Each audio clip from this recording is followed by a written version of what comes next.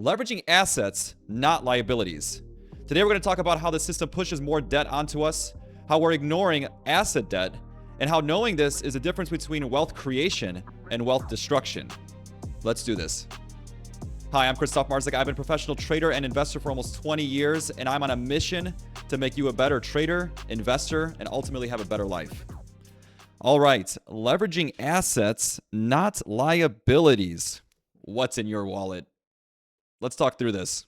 I'd say every single week I get about 18 credit card applications, and some of them are nice, like velvety envelope, multiple origami folds with a bow, like, honey, I think we can buy the furniture now. I'm a provider. You feel special, And why? Because I deserve that. You deserve that. The car loans. Let's talk about car loans. Has anybody been denied a car loan? I want to see a comment. Has anybody said, sorry, can't give you a car today? You walk into a dealer, you bring zero cash, $50,000 car, you were driving away that same day 2 hours later, okay? Mortgage loans, similar. There's a little bit more underwriting there, but in general, you're accepted. Furniture. A year ago, I bought a boat. And I'm not talking a yacht. I'm talking an inflatable $180 Amazon boat. Guess what? Payment plan, baby. I could do a $30 a month payment plan, zero interest. A lot of pushing on the debt. And why is that? Well, why is consumer debt so easy to attain? Here we go.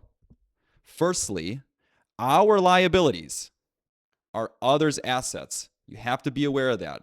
Inherently, the push for us to get more liabilities is another person's asset, okay?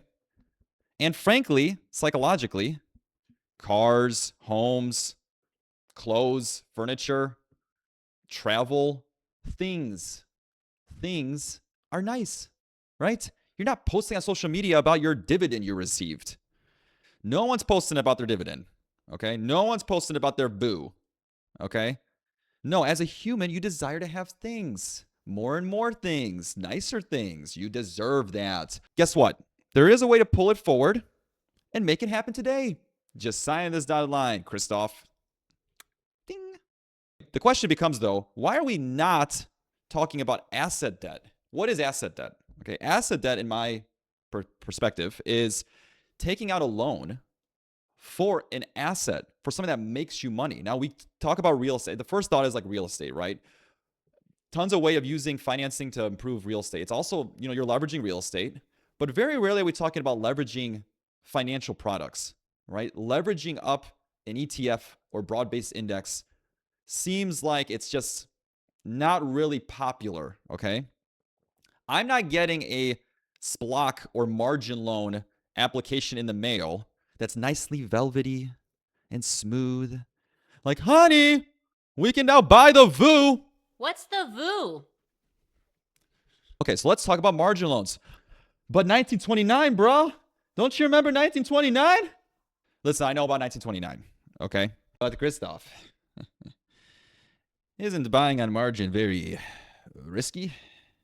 You want to know what's risky? Let me tell you what's risky. Let me show you a chart, okay? This is risky. Here's the average new car depreciation chart. Average. By the way, some of them are worse than this. And you're getting a loan up here. Actually, believe it or not, you're getting a loan even higher up here because you're usually covering the tax bill, the title, whatever other costs come into buying the car. So you're getting a loan up here on this chart. Is that risky? How about furniture? New furniture. You're getting a loan up here. Is that risky?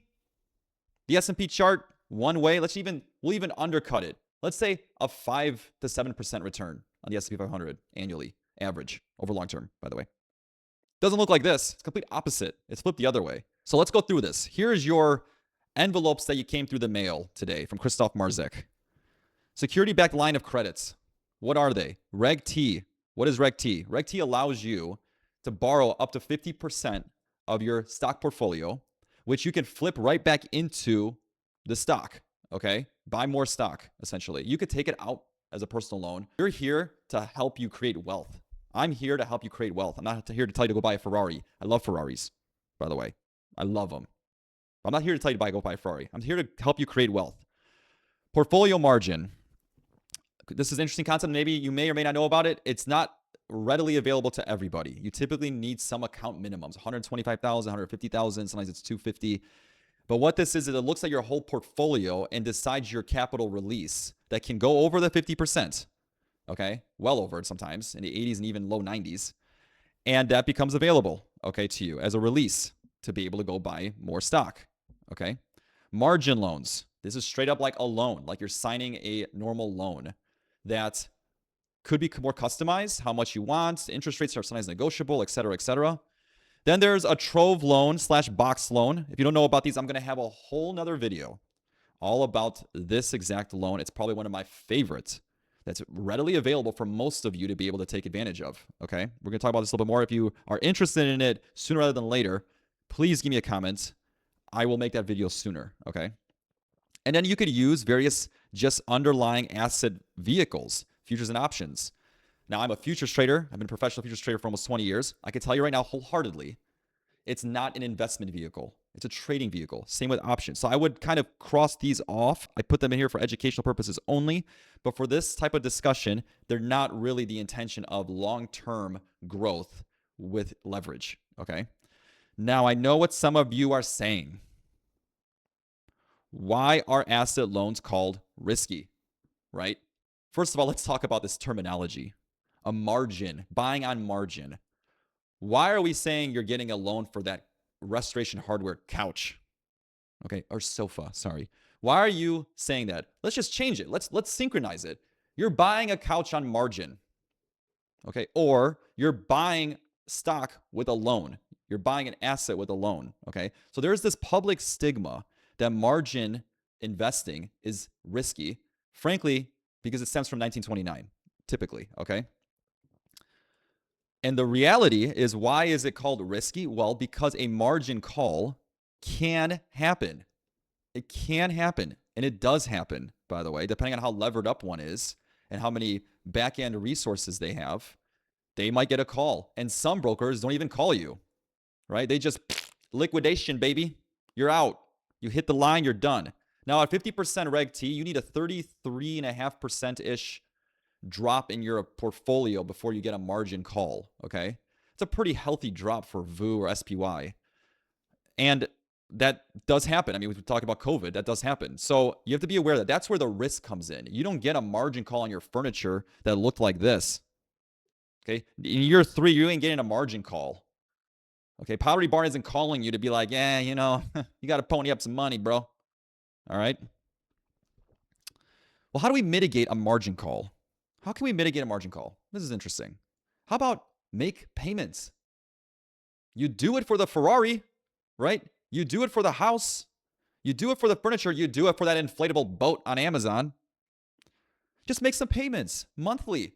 Automate it. Instead of paying off a liability, pay off that forwarded pulled asset.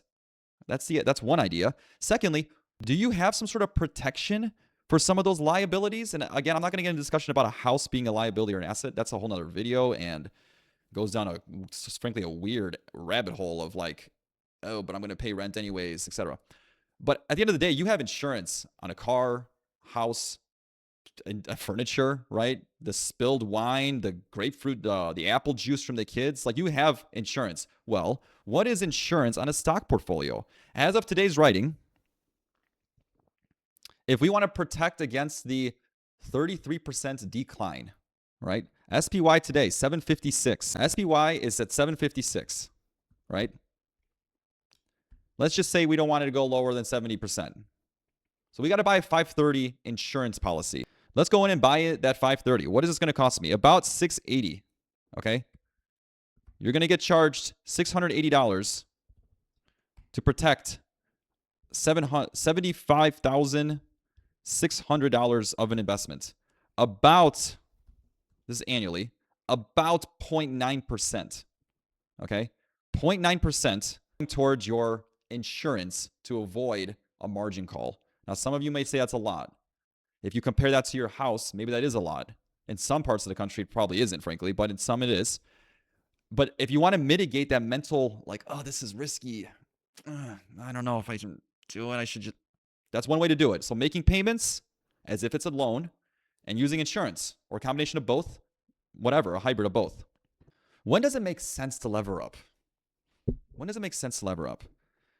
Time is a huge variable here. If you have time to allow investments to grow, okay? If I talk to a sub 30-year-old Christoph for a moment, I know hindsight's 2020, and the market's been on a tear for my entire adult life, or at least professional life. But still, it makes intuitive sense. Instead of me buying the Mercedes, I should probably put it towards the market and take out a loan for the same thing, for the same amount of capital, right? How about this one? When interest is low, let's use 2020 as an example. And how do you deem interest low? Okay, I like to use real rates or comparable relative value rates, right? Specifically, in my opinion, when the interest is less than a dividend yield, it does happen in history. When the interest you're paying on a margin loan or a box loan, a Trove loan, is less than the dividend yield of the asset that you're buying. That's black and white right there. Let's buy, baby. Let's lever up and buy, essentially is what that means, okay? When asset prices are on sale, which, yes, you have to be a contrarian. This is what makes buying the dip so difficult, I think, for most people, is, of course, the fear is out on the streets. There's calamity. Twitter and X is going bananas. Everybody's talking about doomsday. This is the end. We've seen the top for 30 years, right? VIX is high. VVIX is high, etc. That's when you go in, baby. That's when you go in, okay? Let's talk about this one. Dry powder.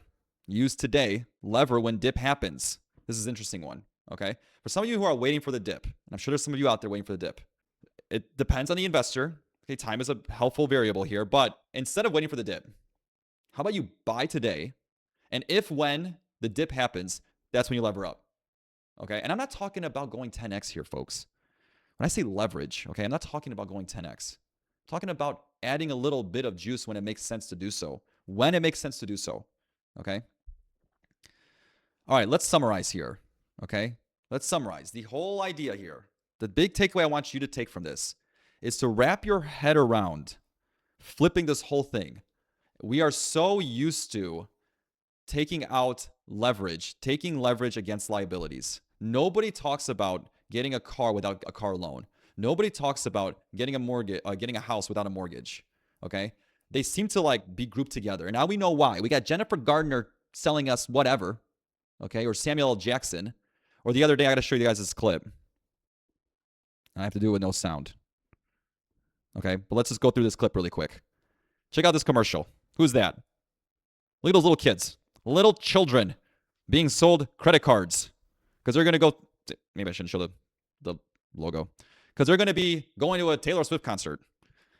Okay, it's embedded in us because it's our liabilities, others' assets. Okay, I want all of you who are part of this channel who are thinking about wealth creation and growth to flip it around. At the very least, let's have the conversation that along with, when you buy a car, you should get a car loan. Buy a house, get a mortgage. How about buying stock? Did you get the margin loan? Did you get the Trove box loan? Did you do that? Why not? Why didn't you? Why did you? What's your thinking there?